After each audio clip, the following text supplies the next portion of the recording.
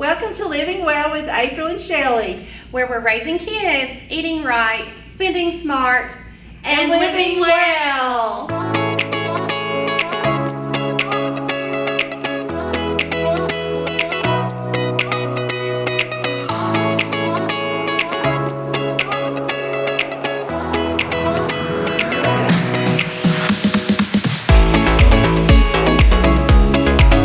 Well, Shelly, I can't believe it's already the month of August. It's time to go back to school, and it can be a very stressful time. I know you've got young kids. My kids are out of school now, but I can remember those days and all the, buying the book supply, the school supplies, and just getting the kids into the routine. How are you handling it at your house? Well, we're excited and probably a little bit nervous. Davis is going into kindergarten. He's my youngest. Ripley's very excited, and she's going into second grade, so she's an old pro at this back to school thing now. We're working on their school list. We're trying to get our routine back in order from a busy summer. We've had swimming lessons. We've had, the fair in one county, coming up in another county, and just all kinds of baseball. We've done all kinds of things this summer, and we've wore ourselves out, and we've been going to bed super late. So, maybe today we can kind of share some things with everyone about just getting back in the routine, going back to school, some tips that they can use. And before we get started, though, we'd like everybody to just take a minute and go down below and hit the subscribe button. Yeah, April, so I think that we really need to start with getting back in the routine of things. So, figuring out when the bedtime needs to be, and, starting that bedtime early and getting them into the bed so that they can have a good night's sleep. And this really should start before school starts so that they can get into the habit a few weeks before. Also, get in the habit of eating breakfast at a proper time so that we are nourishing our bodies and our brain and getting ready to learn. And also, don't take for granted that we don't need to talk to our kids. Having those conversations with our children about what's about to happen, especially if they're little bitty. We've been reading books about going to school all summer long, getting Davis excited and prepared, for the big day. And so that way it can kind of ease off some nerves and help them, understand that it's a big step, but there's nothing to be scared of either. I bet he's really excited. He is excited. And some other things that we need to think about, when school actually does start, is having a spot for your backpack. I tell you what, you remember them days? I remember those days. Where's my backpack? I can't find my backpack. I can't find my homework. I can't find my shoes. Why in the world am I always losing shoes? I can find one shoe, but not this shoe. And I really don't like to send my kids to school with just different shoes. So making sure that you have a spot designated close to the door that you're going to go out of for the backpack, any extra school supplies, because if they run out of something, that way they can just put it right in their backpack. Maybe they're out of crayons, or they've broken all their crayons and they need to put some more in there, so that they need to have some responsibility for these things. And in my house, we need to make sure our shoes are next to our backpack so we're not running around trying to find them. I also like to make sure that part of the bedtime routine is picking out what we're going to wear the next day. That can cut down a lot of morning stress, and whining and crying and complaining is what I like to tell my kids. Sometimes that can take a few minutes for them to figure out what they're going to wear. It does, and we have actually a closet organizer, and on weekends we don't always succeed, but we try to pick them out 5 days worth, and they've got the Monday, Tuesday, Wednesday, Thursday, Friday, and it doesn't matter what day they wear them, but at least there's 5 options, and they know they can only pick from those options. So it does cut down on the stress level. Oh, that sounds really helpful. Yeah, because I'm trying to get ready, Johnny's trying to get ready, the kids are trying to get ready, and then we're trying to get out the door at the right time so we're not late to school, not late to work. I don't want anybody to be late. Another thing that we need to do when we get back from school is have a homework zone. And this kindergarten doesn't have a whole lot of homework, thankfully, but when you start getting into those other grades, you do have homework coming home. And if your child doesn't go to an after-school program where they help with homework, they're going to need to do that at home. And they really need to have a peaceful place for them to be able to work on that without a lot of distractions, maybe in their room, in the family room without the TV going, or maybe at the dinner table, or if there's a table in the kitchen when you're getting ready for supper. That way you can be available for questions. And also have some parent friends, in the classroom so that you can ask other parents some questions related to homework, because learning is different now than when we went to school. And I'm very thankful that I have a supportive group of teachers and parent friends that I can ask questions to when I don't know the answer, which happens sometimes. So Yeah, that can be really helpful.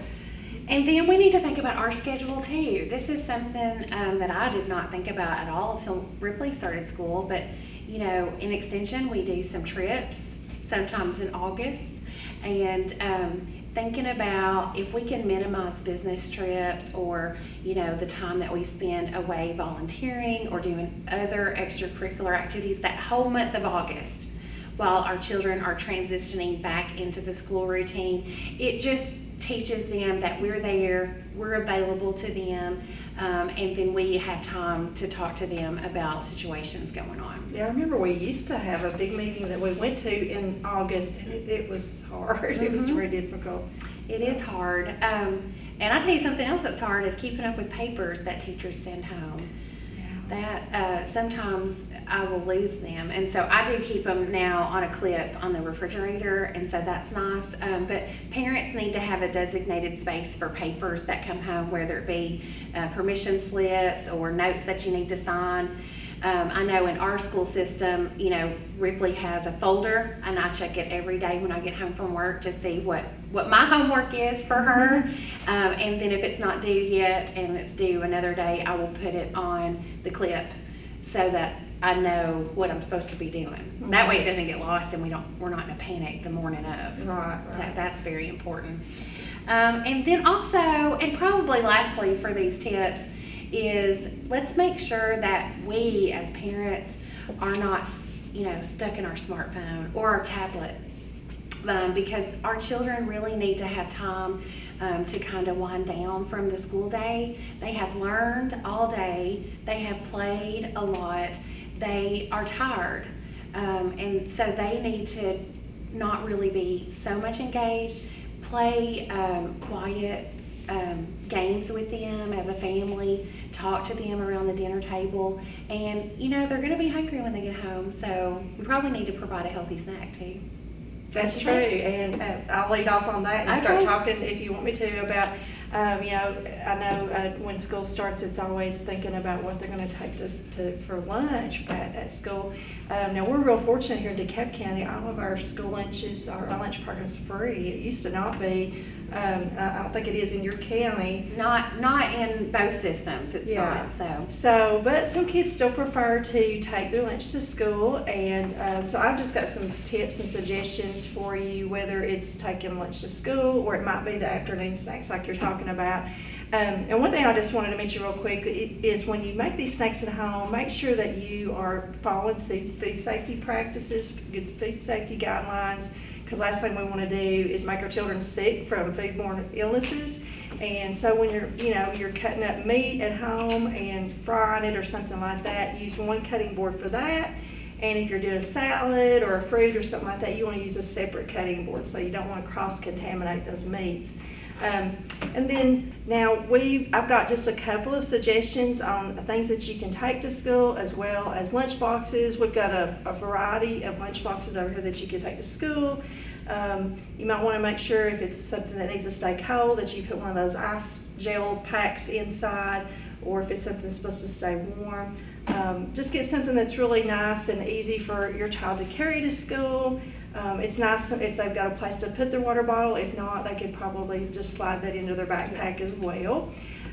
So I've just got a couple of different options here. Tiffany, I guess. So this is just one example of how you can follow the My Plate to prepare lunch. We have a bean cheese quesadilla, and we also have some salsa. And this nice little lunch box has got a compartment underneath for the chips, and then we just put some fruit here in the smaller compartment. And this is another example, and what we did is just made our wonderful, always ever popular peanut butter and jelly sandwiches. And I used some little cutouts with a paw print and a unicorn, so you can just pick out any cute design, and that's going to it's going to entice kids more to eat it. This is what we call ants on a log, which is celery. We use almond butter and raisins on top, and that's kind of a cute thing for kids. You say you're eating ants on a log. And then for our dairy, we have yogurt with peaches in it. And then another thing, I know I used to do this with my kids, is to put fruit in their water if you're sending water to school. Some people don't like water, just the plain taste of water, but adding some fruit to it gives it a little bit of zest and a little bit of fruitiness, so that's another ideal. And our last example includes some turkey roll-ups with cheese inside, some pita bread, and some vegetables of your choice that are just easy to put in a lunchbox. You can also even put some ranch dressing in there if you like, some trail mix or some nuts, and some blueberries. And one other thing, Shelly, to think about, if you're sending kids lunches to school and they're not doing the school program, if their lunches come back home and they've not eaten hardly anything out of it, it might be time to have a talk with your teacher or the school system. Honestly, a lot of schools, they really limit on the time they have in cafeteria. A lot of times it's only 10 to 20 minutes by the time they sit down and get their food out, and then and that brings up another thought too, is you want to send things that they can easily open. They don't have to spend a lot of time, especially like a little kid, like Davis, I can imagine he might have trouble opening packages and stuff like that. Yes. So, if you notice things are coming back home, it might be time to speak to the teacher and figure out what you can do about that. I think that's a good idea. And one thing that we do, my mom got us some trays, and so we will put the children's food for supper on trays so that they can practice carrying a tray, because that's a hard skill for little ones to learn. Yeah. And then when we are at different restaurants, we will get them to try to open up, the ketchup packets or whatever it may be, because that is hard. And if you think about, there's one teacher, one cafeteria person, and all these children, it's hard to get around to all of them. It is. So, by the time you get around to all of them, it's time to leave. It's over. So, so a couple of things to kind of wrap us up, April. I think that it's real important to think about teaching kindness. Because when our children go to school, they are in the hands of these hardworking teachers and staff, but they're also surrounded with other children from all different types of backgrounds, and we want to make sure that they are extending grace to others. And the way that they can do that is to teach them the 3 S's. And so that is smile, serve. One way that they can serve others is to, pick up a piece of paper that somebody dropped, or give a compliment, and also share. If they see that someone, doesn't have a pencil and they have an extra one, give a pencil to their friend, or if they need an eraser, or if they, just need a little bit of help, smile, serve, and share. And that's really the best way for our kids to make new friends, is to be kind to others. And then also practicing gratitude. And we have a way in each of our counties, in both DeKalb and Wilson, where families and communities can do that to give back to our teachers. And so in Wilson County, we have a program called We Love Our Wilson County Teachers, and this is sponsored through all 3 of our Chamber of Commerce, the Chamber of Commerce in Watertown, the Lebanon Wilson County Chamber of Commerce, and the Mount Juliet Chamber of Commerce, as well as Everyone's Wilson organization. And this is a way to promote, that we are behind our teachers and we support them. And in DeKalb County, we also have a program similar, right? Yeah, we have the Adopt a Teacher program, which is really great. It's been going on for a couple of years, and I think it's really important, like you said. And I know teachers a lot of times are really limited on the supplies and the amount of money that they're given to be able to buy some of the things for the students. So it's a wonderful program, and I know people can find out more information about it on Facebook, I believe. They can, and we can put information in the subject. Yes, we sure can. Yes. Well, hopefully these have been really great tips that you can use as you get ready to go back to school. And so Shelly, I guess until next time, till we have our next meeting in September. That's right, April. We're raising kids, eating right, spending smart, and living well. Bye, everyone. Bye.